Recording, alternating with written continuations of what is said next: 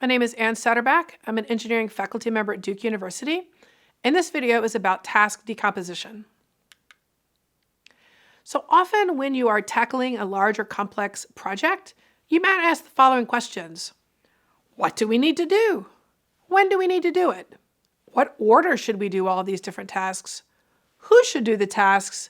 And what are the deadlines that we need to meet?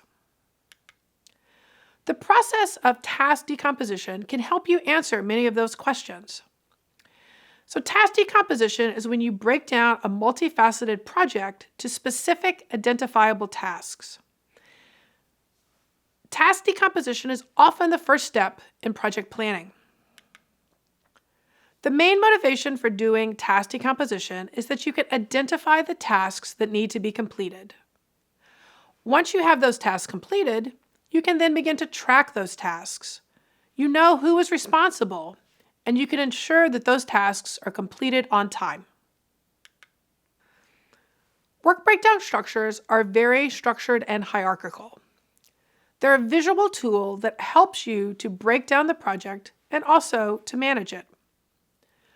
Often, the tasks that are listed on the work breakdown structure are very deliverable-oriented, meaning that they're things that you need to turn in or get completed, such as completing a prototype or a report. So when you make a work breakdown structure, you go through a generative process where you list all of the major tasks that you can think about. What are all the big and important things that need to be completed?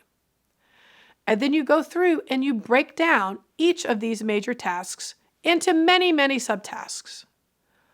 Oftentimes, you do that again and possibly again, breaking down major tasks into subtasks, into subtasks, into subtasks. You really need to be comprehensive when you're making a work breakdown structure because the goal is to think about all the many tasks that you need to complete in order to get the project done. So for engineering design students at universities, we recommend that you break down tasks until you can assign that task to one or two people, and they can maybe complete it within a few days to a week. So here's a visual of a work breakdown structure. You see at the top the project goal, and then a task 1 and a task 2, which is again broken down into subtasks. Again, you might need to continue to break tasks down, maybe 3 or 4 or even 5 layers down. So here are 2 work breakdown structure examples for a design team that I've worked with in the past. So in the top example, their goal of the team is to create a soap dispenser. And they've broken the project down by conceptual design, prototype 1, 2, 3, and 4, and their communication-related goals. Now shown here is a further breakdown of prototype 4 to create the soap box, make the handle, integrate the grater, and mount to the wall. And they've even further broken down creating the soap box.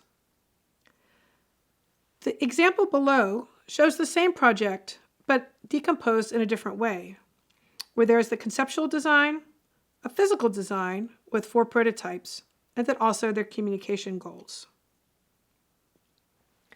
Now, when you're making a work breakdown structure, you're going to need to do a lot of very careful and deliberate thinking.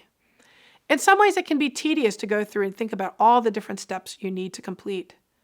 And to be honest, if it's a new design project and you've never completed the tasks before, it's sometimes hard to predict what you may need to do. Right? If you're making a new design and you're not sure what that design is going to look like, it can be hard to actually write down very specific tasks because you're not quite sure how it's going to be built. So these are living documents. You need to continuously revise or update them, keeping in mind that oftentimes there are deadlines.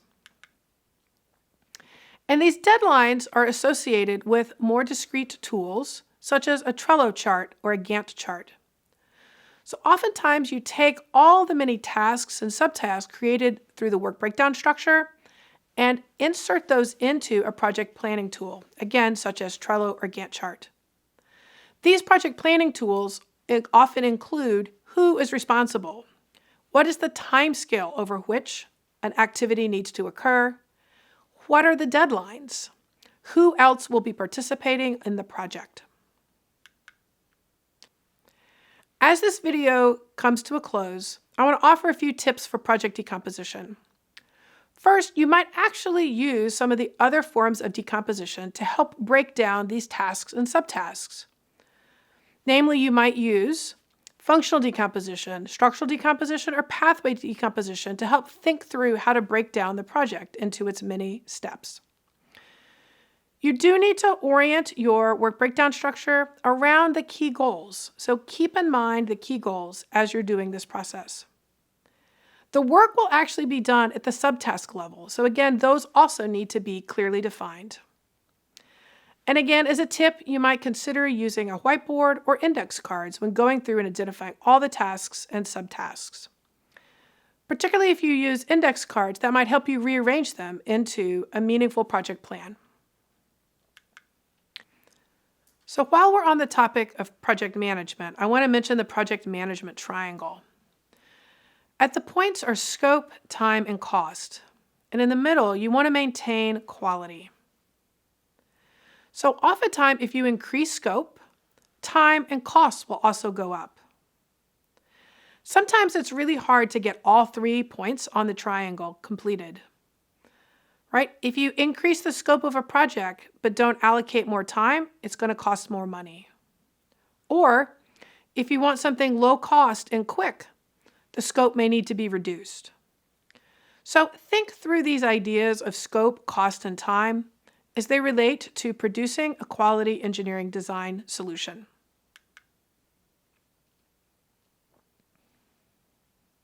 So in summary, task decomposition is applying these decomposition rules to a project.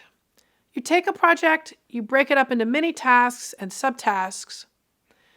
You apply knowledge of your teamwork and the specialization that members of your team have together in order to achieve that project. Task decomposition works best when used with other project planning tools.